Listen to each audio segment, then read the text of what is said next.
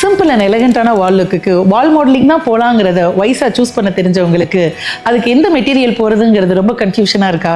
வால் மாடலிங்கில் என்னென்ன மெட்டீரியல்ஸ்லாம் இருக்குங்கிறத நான் உங்களுக்கு டீட்டெயிலாக சொல்கிறேன். வீடியோவை ஃபுல்லாக பாருங்கள். வால் மாடலிங்கில் என்னென்ன மெட்டீரியல்ஸ் இருக்குது அப்படின்னா பியூபி வால் மாடலிங் இருக்குது, உட்டன் வால் மாடலிங் இருக்குது, அதுலேயும் நமக்கு HDF அண்ட் MDF மெட்டீரியல்ஸ் இருக்குது.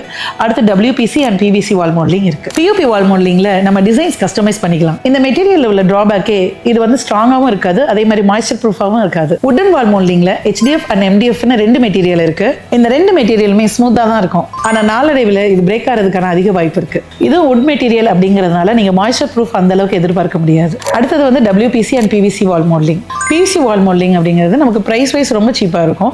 அதே நேரம் வந்து இது இன்டீரியருக்கு மட்டும்தான் நம்ம யூஸ் பண்ண முடியும். அடுத்து WPC. இது PVCயோட கம்பேர் பண்ணும்போது பிரைஸ் வந்து லிட்டில் பிட் காஸ்ட்லியா இருக்கும். பட் இது வந்து ஸ்டெடினஸ் வந்து இன்னும் அதிகமா இருக்கும். இது எக்ஸ்டீரியர் அண்ட் இன்டீரியர் ரெண்டுத்துக்குமே நம்ம யூஸ் பண்ணலாம். இந்த ரெண்டு மெட்டீரியலுமே நமக்கு மாய்ஸ்சர் ரெசிஸ்டன்ஸ் தான், அதே மாதிரி டெர்மைட் ப்ரூஃபும் தான். நீங்க வால் மாடலிங் பண்ண போறீங்க அப்படின்னா இதுல எந்த மெட்டீரியல் நீங்க சூஸ் பண்ண போறீங்கிறத கமெண்ட்ல சொல்லுங்க. இந்த மாதிரியான கன்ஸ்ட்ரக்ஷனல் டிப்ஸுக்கு மறக்காம JJ பில்டர்ஸை ஃபாலோ பண்ணுங்க.